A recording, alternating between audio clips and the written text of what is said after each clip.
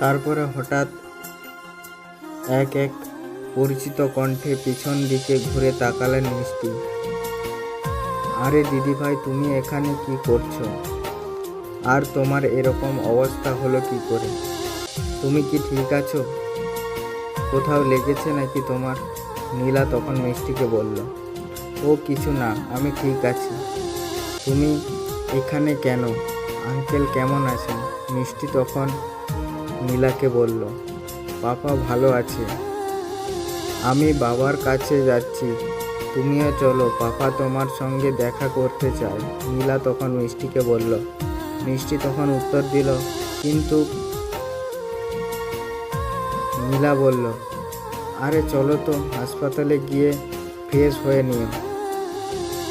তারপর ওরা হাসপাতালের উদ্দেশ্যে রওনা হলো। হাসপাতালের কেবিনে আধশোয়া হয়ে বসে আছেন নীরব চৌধুরী, আর তার পাশে আপেল কাটছেন তার স্ত্রী নীলামা চৌধুরী। এমন সময় কেবিনে প্রবেশ করলো এক যুবক, লম্বা 6 ফুট হবে, ফর্সা রং, চুলগুলো স্ট্রেট করা, মুখে হালকা চাপ দাড়ি, আর ফর্মাল ড্রেসে যে কোনো মেয়ে তার প্রতি ক্রাশ খেয়ে যেতে পারে। মামনি, নিলয়। এক পরিচিত কণ্ঠের পেছন ফিরে তাকালো নীলামা চৌধুরী। নিলয়, তুই এসেছিস? আমি জানতাম তুই আসবি, নীলামা দেবী তখন বলল। আমার কিছু শর্ত আছে আঙ্কেল, মিষ্টির মুখে গোমড়া করে বলল। শর্ত? নীরববাবু বলল তখন। হ্যাঁ শর্ত, আর সেইগুলো মানলে আমি যাব আপনাদের বাড়ি। মিষ্টি নীরববাবুকে বললেন। আচ্ছা বেশ, কি শর্ত আছে বলো? শর্ত নাম্বার 1, সবাই জানবে আমি আপনার বাড়িতে আশ্রয়তা, আমার কেউ নেই, আমার পরিবার সম্পর্কে কাউকে জানাতে পারবেন না। দ্বিতীয়ত, আমি জব করব আপনাদের কোম্পানিতে, এটা কেউ জানবে না, আমি গোপনে কাজ করব। তৃতীয়ত, আমার সমস্ত খরচ আমি বহন করব, আপনি কোনো হেল্প করতে পারবেন না। কথা দিতে হবে।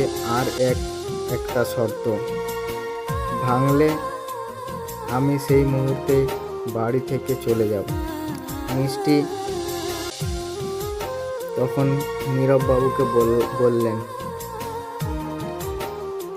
তো বলে রাখি বন্ধুগণ, মিষ্টি কেন এই সমস্ত শর্ত দিয়েছে তার কারণ আছে, সেই কারণগুলো ধীরে ধীরে জানতে পারবেন।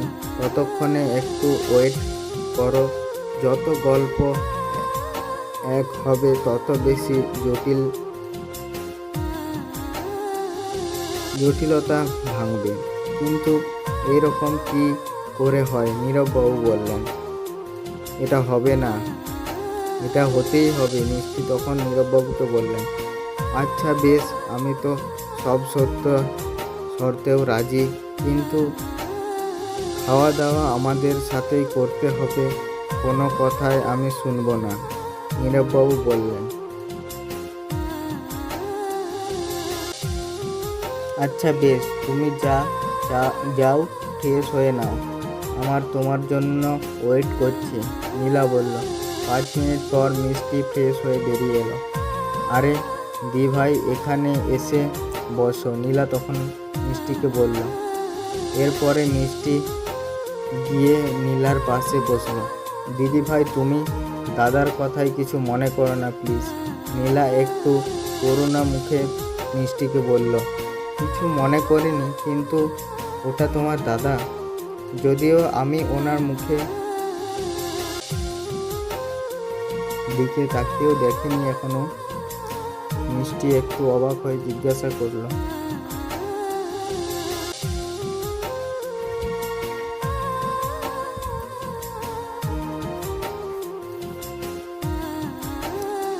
হ্যাঁ দিদি ভাই, ওটা আমার দাদা। নীলা তখন বলল, ওই হনুমানটার এত কিউট বোন কি করে হয়? এটা তো অসম্ভব, মিষ্টি মনে মনে ভাবল। ও আচ্ছা, তুমি সত্যি বলেছ এটা তোমার নিজের দাদা? মিষ্টি তখন নীলাকে বলল, হ্যাঁ গো, কিন্তু মাঝে মাঝে আমার সন্দেহ হয় জানো তো। নীলা হেসে জবাব দিল,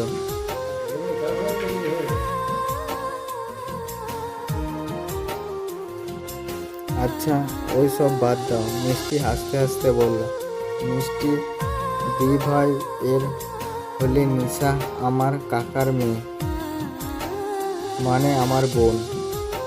তো আজকে এখানে শেষ করলাম আমার দ্বিতীয় পর্ব। এর পরবর্তীতে নিয়ে আসবো আরও তৃতীয় পর্ব। তার জন্য আমার সাথে থাকুন এবং আমাকে একটু সাপোর্ট করুন।